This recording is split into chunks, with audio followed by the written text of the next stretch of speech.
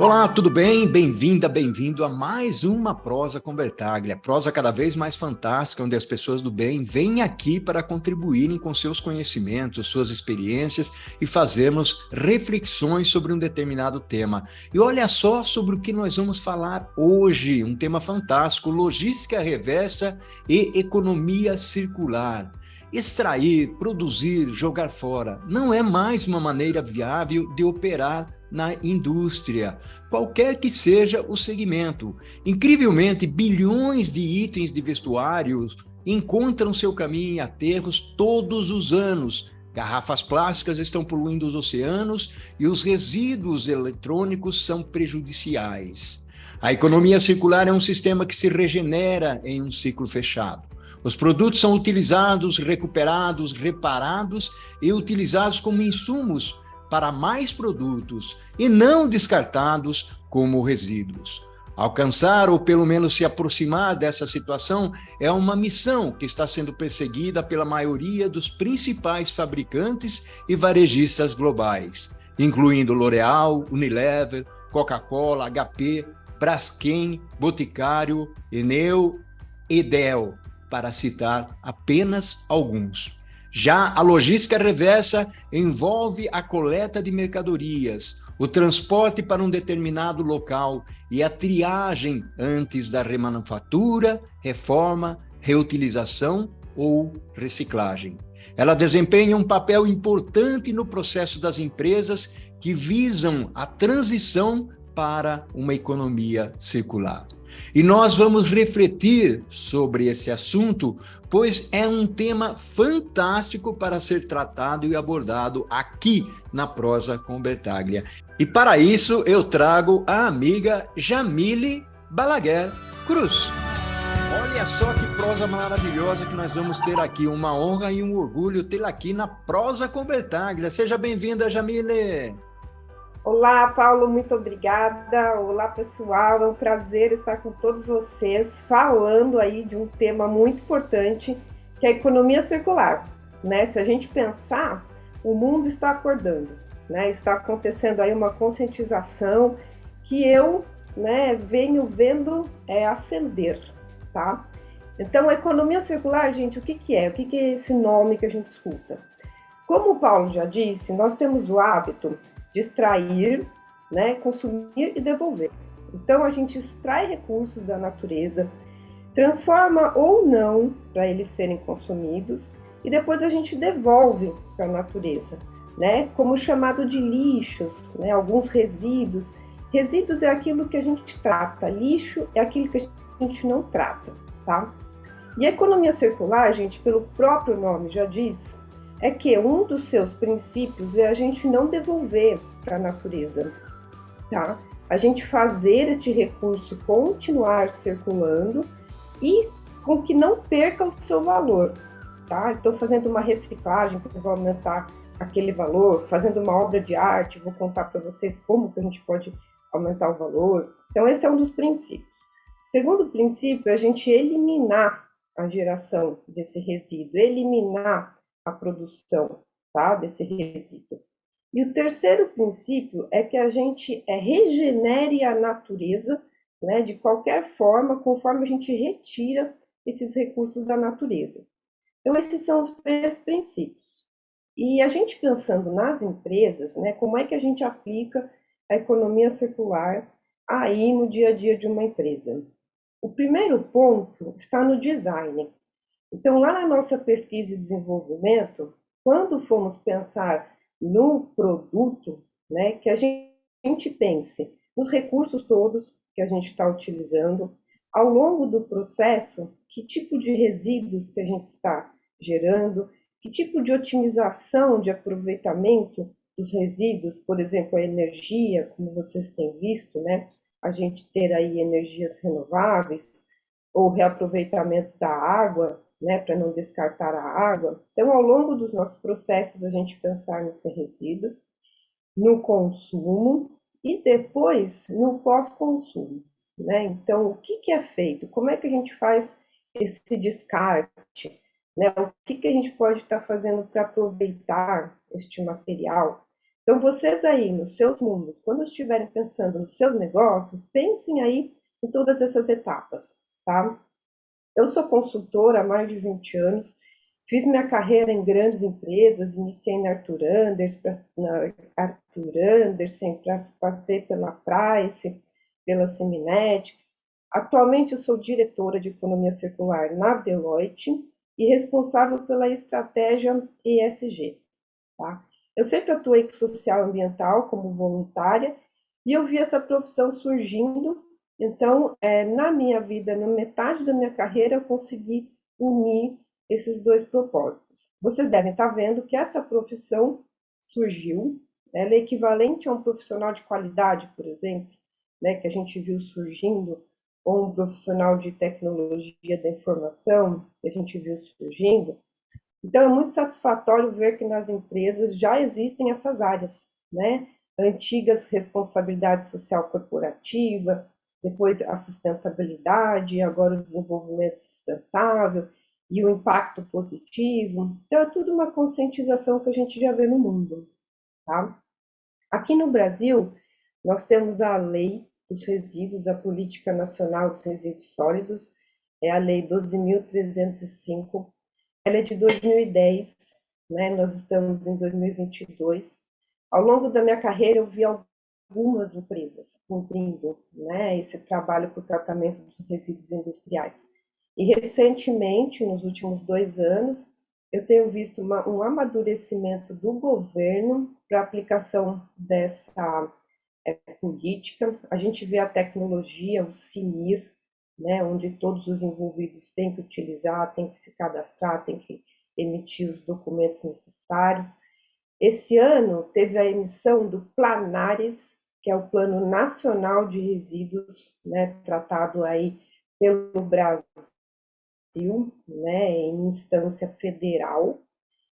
Esse ano a gente já viu decretos, tá, sendo aí emitidos. A gente tem um programa específico para logística reversa, que o Paulo já falou. A gente viu agora um programa, o Recicla Mais, que está relacionado ao tratamento dos resíduos. Então, pessoal, pensando nos resíduos, um ponto aí claro para todos nós são os gases de efeito estufa, tá? Eles são emissões efluentes, né, gasosas, então eles são resíduos. Vocês devem estar vendo aí o surgimento de novas fontes de energias renováveis, como a fotovoltaica, né? Então existe já essa preocupação, né, a eólica com essas emissões. Tá? O volume do plástico, gente, gerado e o impacto que ele tem no meio ambiente e também no ser humano é muito preocupante. Não sei se vocês já ouviram falar do microplástico, tá? Ele está, infelizmente tenho que dizer, já nos nossos organismos, né? Como é que acontece isso? Um exemplo que eu vou dar básico. Aquele protetor solar que a gente usa na praia, e a gente entra no mar com ele solta lá, os seus polímeros que são absorvidos por animais, né, microscópicos já, que comem aquele item, aquele material, e que na cadeia toda alimentar vão sendo todos absorvidos e a gente chega lá no peixe e come o peixe e os outros frutos do mar, isso está dentro da gente. Outra coisa é uma roupa sintética. Na hora que a gente lava ela na água quente, na máquina de lavar, ela solta. Então ela está lá no rio, ela está numa corrente, né, uma água que pode ser tratada e que depois vai estar nas nossas vidas. Então o plástico, infelizmente, eu tenho que dizer que já vive, tá? Tanto no ambiente, como vocês podem estar vendo aí, as ilhas de plástico no oceano, né, quanto no nosso organismo, né? Mas tudo isso dá para ver que no mundo existe essa preocupação, existem movimentos, né, para o tratamento desses resíduos. Então, isso está nascendo. Eu trabalho com ESG há muitos anos e eu me especializei em economia circular. Eu vejo soluções, eu vou até contar para as soluções que eu desenvolvo. Então, a gente está chegando aí numa evolução. Eu acredito que a nossa geração ainda não vai ver uma totalmente eliminação e tratamento dos resíduos, mas já estamos melhorando. Então, no mundo, por exemplo, a gente tem um movimento, né, que é o Net Waste Management, que acontece entre países, que acontece entre organizações. Aqui no Brasil, a gente tem o Instituto Lixo Zero Brasil, que representa esta liga mundial. Oi, Jamile, está muito fantástica essa nossa prosa aqui. Eu gostaria de explorar contigo, Jamile, duas coisas. Eu li algo a respeito de São Francisco, sobre esse contexto de Zero Waste Management, e gostaria que você abordasse também a parte de crédito de resíduos. Pode ser? Sim, Paulo, é o seguinte, o crédito de resíduos, ele seria equivalente ao crédito de carbono, tá? Então, imagine que uma empresa que emite os seus resíduos, ela tratando esses resíduos, né, ela teria um crédito. A gente vê aqui no Brasil algumas empresas já nesse movimento, por exemplo, a Farmax, todas as toneladas que ela coloca de embalagens no mundo, ela está pagando uma cooperativa para tratar esse plástico, tá? Então, ela está aí zerada, não está em débito com nada, tá? Um lugar que eu gostaria de citar para vocês é São Francisco, uma cidade que está bem evoluída, porque no século passado os imigrantes que chegavam lá cuidavam, tá? Já de resíduos. Então, vale a pena dar uma olhadinha, dar uma pesquisada lá sobre São Francisco. Olha só que bacana, que legal. Vamos fazer o seguinte, Jamile, nós estamos encerrando aqui o primeiro tempo, o primeiro bloco da nossa conversa. Já vou colocar aqui um spoilerzinho, porque eu sei que você tem coisas interessantes. Você já mencionou aqui no primeiro bloco sobre obra de arte, o que fazer. Você comentou comigo nos bastidores sobre jogos educativos, a sua empresa, a Biocicla. Nós vamos explorar isso no segundo bloco. Vamos nessa? Olha só que prosa fantástica, um tema que realmente merece uma atenção toda especial, porque faz parte do futuro do planeta. Vamos em frente, eu sei que você tem muita coisa para falar aí, Jamile. Olha, Paulo, esse assunto aí é bem amplo, tá? Então, para eu contar para vocês, em 2007 eu montei a minha empresa chamada Biociclo, né? A gente iniciou o nosso trabalho tratando uniformes, né? A maioria das empresas, elas têm uniformes. Então, eu sou muito procurada para tratar os uniformes. Nós fizemos já diversos tipos de peças upcycling, como bolsas, necessaires, estojos, né? E atualmente eu foquei num jogo upcycling educativo, né? Que eu faço em parceria com a empresa Super Eficiente. E a gente ensina sobre o Pacto Global da ONU, os ODS, sobre reciclagem e outros tipos de assunto ESG. Então, existem tablados de mesa e existe um tapete, né? Um tablado de 3 metros por 3 metros, ele é igual a um tablado de dama. As peças são os objetivos, os ODS, e o objetivo é colocar o ODS no lugar dele. Mas para fazer isso, os grupos, né, que estão aí concorrendo têm que pensar juntos, porque as peças têm que andar e chegar no local. Então, aí é uma amplitude muito grande de efeitos que a gente gera com esse ensino e com os uniformes. A gente fez agora com a CPFL esse tablado. Usamos esse tablado no evento do Movimento Lixo Zero, que é do Instituto Lixo Zero, que foi quem trouxe aqui para o Brasil os conceitos do Zero Waste Management, que é uma liga global que trata sobre esse assunto, tá? Então, atualmente, a Biociclo, a gente trata uniformes fazendo jogos educativos de mesa e de chão, né? Na Biocicla, eu uso sempre público em vulnerabilidade para tratar o resíduo.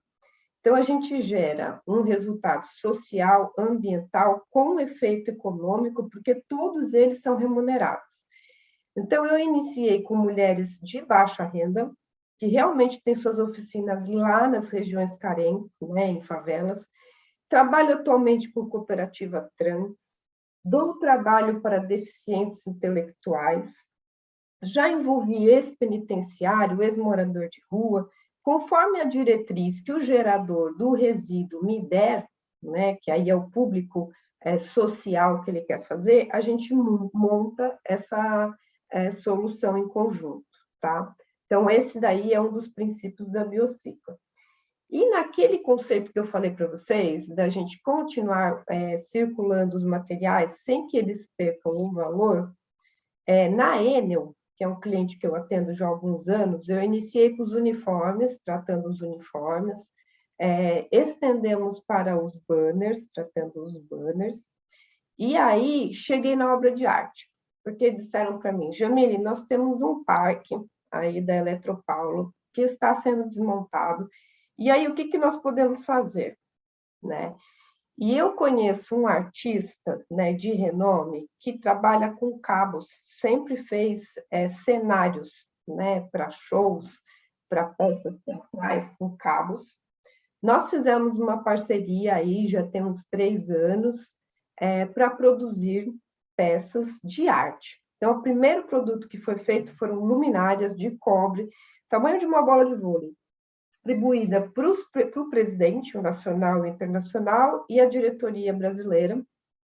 E o presidente internacional contratou estatuetas, né, que estão lá em Milão.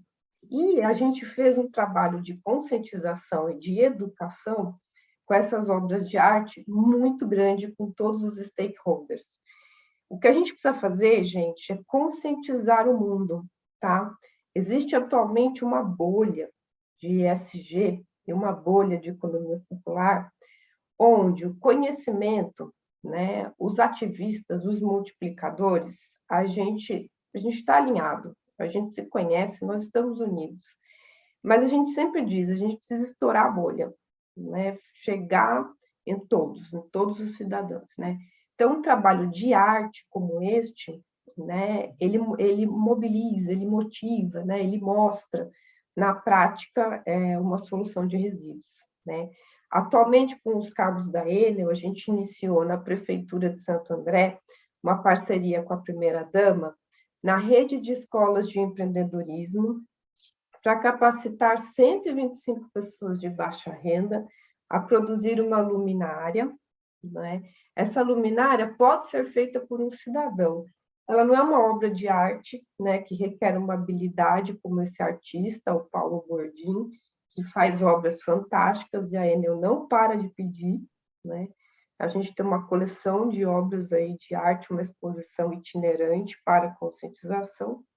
E nesse meio tempo eles pediram esse trabalho social. Então a gente está fazendo a luminária Revolux, ela é com o cabo preto, tá? Ela não está com o cobre que tem interno ao cabo, né? Ela é um cabo preto. Então, essa peça, ela está sendo produzida e ela vai ser vendida no mercado, tá? E aí tem outras formas de arte também que eu estou trabalhando. Vocês devem ter visto, por exemplo, o trabalho que a Tarsila do Amaral fez, né? Ela é curadora de todo o acervo das obras de arte da tia-avó dela, a Tarsila, e ela fez agora animação para o público infanto-juvenil, né? Então, nós estamos em desenvolvimento para fazer animação, né, falando sobre resíduo para esse público. Então, em breve, vocês vão ver aí imagens, né, animações falando sobre resíduo para crianças. Eu estou fazendo isso em parceria com a Patrícia Seco, que é uma autora, né, que trata os temas ESG para o público infanto-juvenil. A gente até escreveu um livro juntas, que é um guia para cuidar bem do planeta. São 50 dicas de bons hábitos para o cidadão, né, cuidar melhor, enxergar melhor os impactos que ele está gerando, positivo ou negativo, no seu dia a dia. Tá? Ele é um público infanto-juvenil. O último ano do Fundamental 2 conscientiza o jovem, o adolescente, e faz ele ensinar os pais sobre isso, né? Faz parte de uma coleção de livros, que é a Geração Sustentável, da editora Melhoramentos, que inclusive tem um dos livros que é O Monstro do Lixo, né? Então, é um casal aí, um menino e uma menina, que vão conhecendo o monstro do lixo, né? E tem sonhos com o lixo e ações de conscientização. Então, é uma questão aí para a gente tratar. Eu nunca esqueço quando eu estava lá com meu priminho de 2 anos de idade, a gente brincando de carrinho e bichinhos, e aí a hora que chegou um caminhãozinho e a gente brincando, ele virou para mim e falou assim: esse daqui vai para reciclagem, né? Falou para mim. Então já é aí uma conscientização, entendeu? Que está acontecendo aí com o público jovem.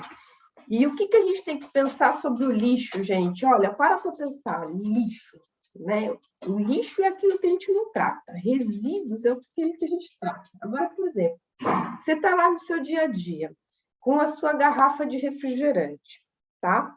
PET, em cima da sua mesa. E aí você está lá em família, curtindo a garrafa, o refrigerante, e aí terminou o consumo, ela vai lá para o saco de lixo, na lavanderia, no cantinho da cozinha, e aí o que ela vira? Ela vira um lixo, ela vira um resíduo.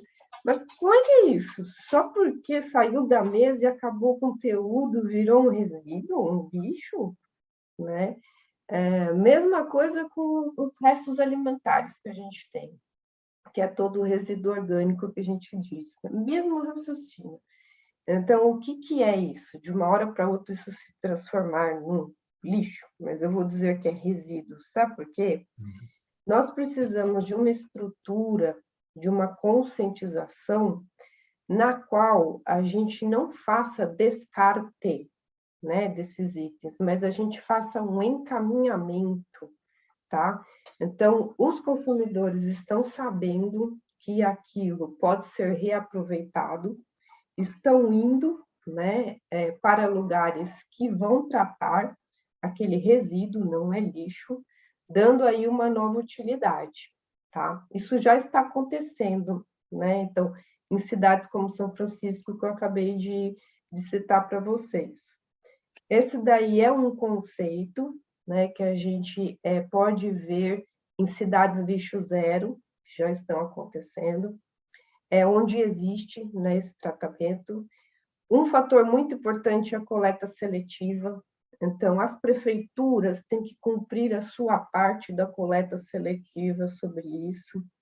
Aqui no Brasil, nós temos por volta de 5.000 cidades, e apenas 20% das nossas cidades têm esse serviço de coleta seletiva, tá bom? Então, é um movimento que a gente está vendo.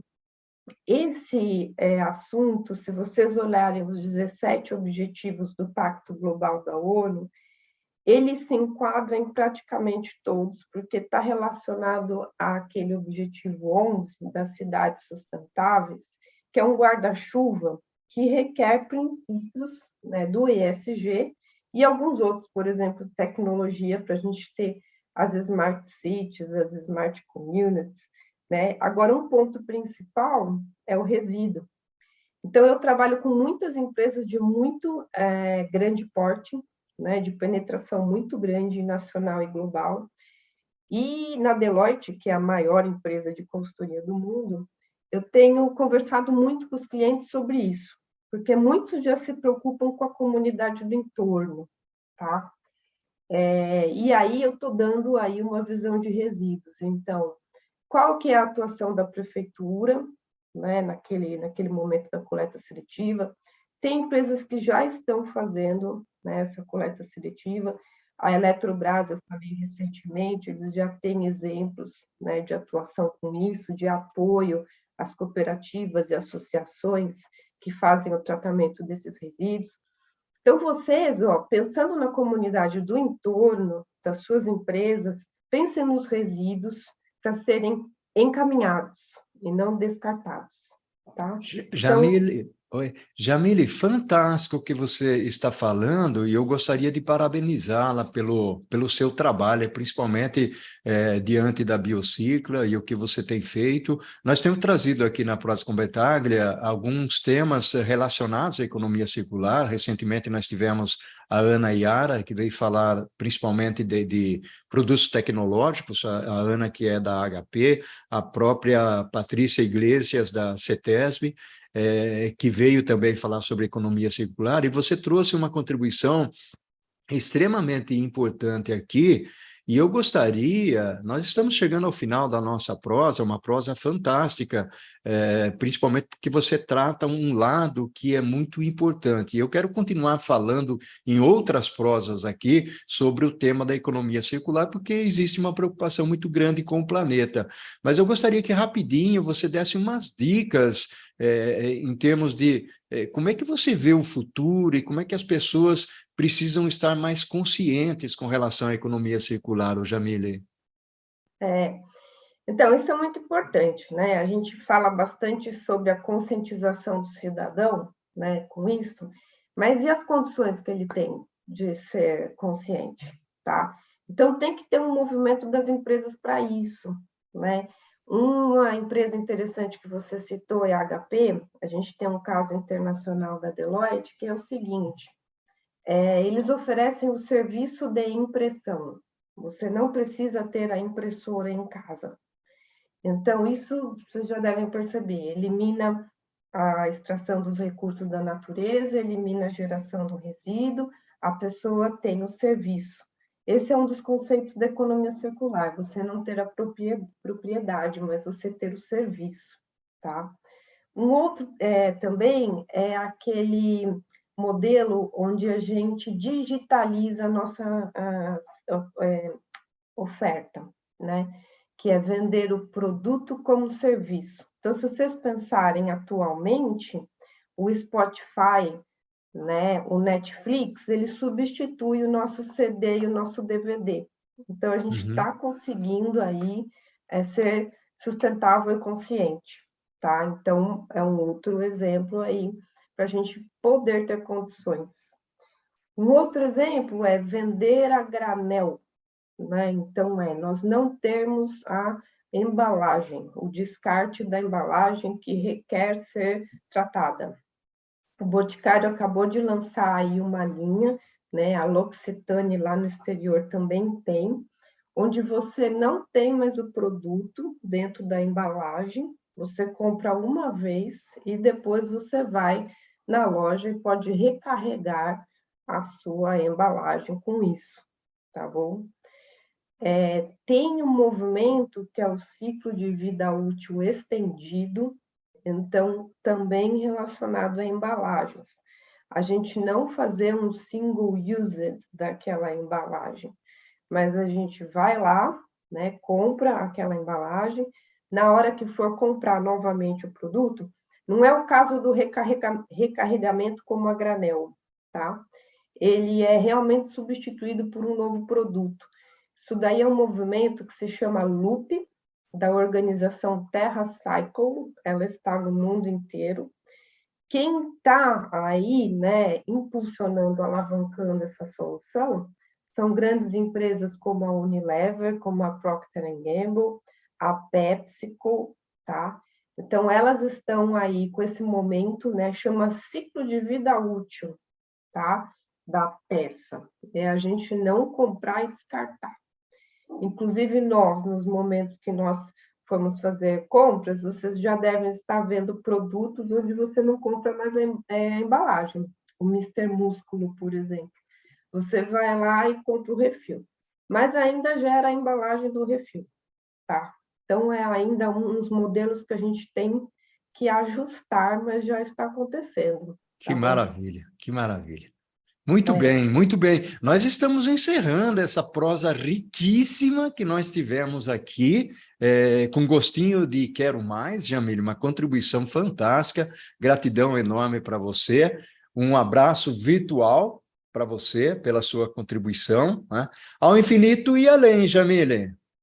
Sim, claro, vamos todos juntos aí, gente, unir nossas mãos, pensar que juntos, nós somos muito mais fortes do que um só individualmente. Gratidão, Jamile. Tchau, tchau. Tchau, obrigada.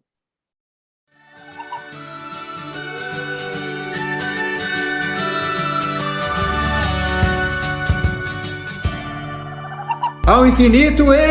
Amém!